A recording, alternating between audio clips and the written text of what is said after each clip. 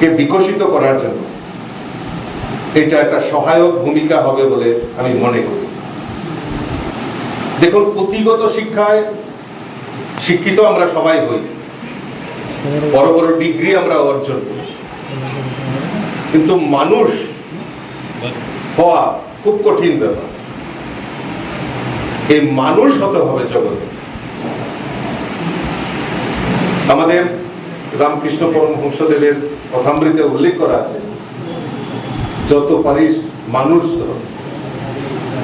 তো আমাদের এই সমাজ ব্যবস্থায় বর্তমান যুগে আমাদের যুব সমাজ থেকে শুরু করে এই সমাজকে কলুষিত করার জন্য একটা প্রয়াস সবসময় কাজ করছে।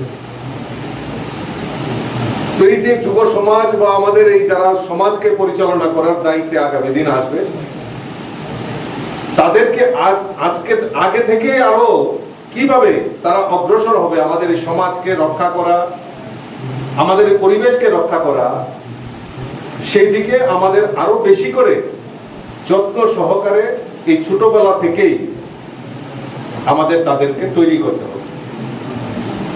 পড়াশোনা তো করবেই, পড়াশোনার পাশাপাশি এই পুঁথিগত শিক্ষার পাশাপাশি আমাদের সামাজিক শিক্ষা, আমাদের সমাজকে অগ্রগতির দিকে নিয়ে যাওয়া, সেগুলি আমার মনে হয় এই প্রি স্কুল ডে কেয়ার যে আমরা এখানে চালু করেছি, সেগুলি সহায়ক ভূমিকা হিসাবে হবে বলে আমি মনে করি। গতকালকেই আমরা বিশ্ব পরিবেশ দিবস আমরা উদযাপন করেছি। আমাদের উদ্দেশ্য কি? যে আমরা আমাদের পরিবেশ, আমাদের সমাজ, সেটাকে আমাদের রক্ষা করতে হবে। আজকে একটা ভেরি ইম্পর্টেন্ট জিনিস যে আমাদের এই আমরা বনকে আমাদের আধুনিকতার ছোঁয়ায় আমরা বনকে আমরা ধ্বংস করছি, গাছ কাটছি। তাহলে একটা প্রশ্ন থাকতে পারে, তাহলে কি আধুনিকতার ছোঁয়া আমাদের লাগবে না? নিশ্চয়ই লাগবে, কিন্তু তার পাশাপাশি নতুন করে প্ল্যান্টেশন করা এবং এই যে গাছ আমাদের কত উপকারে কাজে লাগতে পারে, এইটা যখন আমরা যখন করোনাকালীন সময়ে আমরা তার অক্সিজেনের অভাব আমরা উপলব্ধি করতে পেরেছি।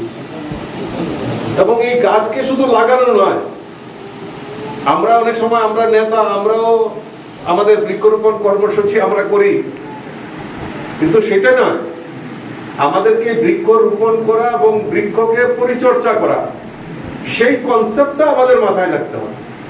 তাই আমাদের দেশের প্রধানমন্ত্রী নরেন্দ্র মোদীজিও বলছেন, এক পেড় মা কি নাম, অর্থাৎ এই আমার মায়ের জন্য আমি একটা গাছকে বড় করব।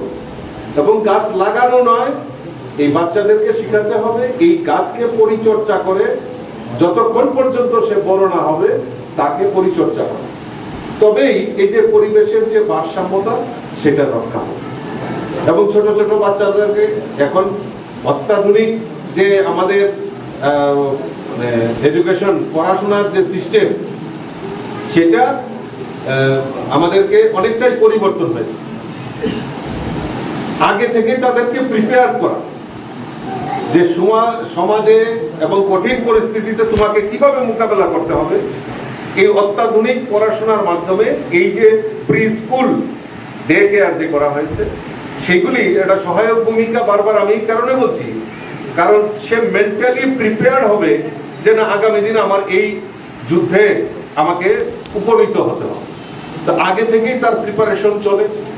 তো এই প্রিপারেশনের মাধ্যমেই আমাদের এই যে পরিবেশ, আমাদের এই সমাজ, সুষ্ঠু পরিবেশ, সুষ্ঠু সমাজ গঠনের লক্ষ্যে তারা তৈরি হবে, মজবুত হবে।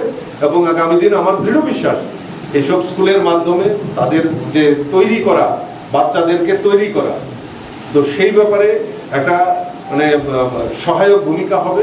আমাদের এই স্কুল যে পথ চলা শুরু হয়েছে, আগামী দিন যারা আমাদের শিশু, তাদের মন বুদ্ধি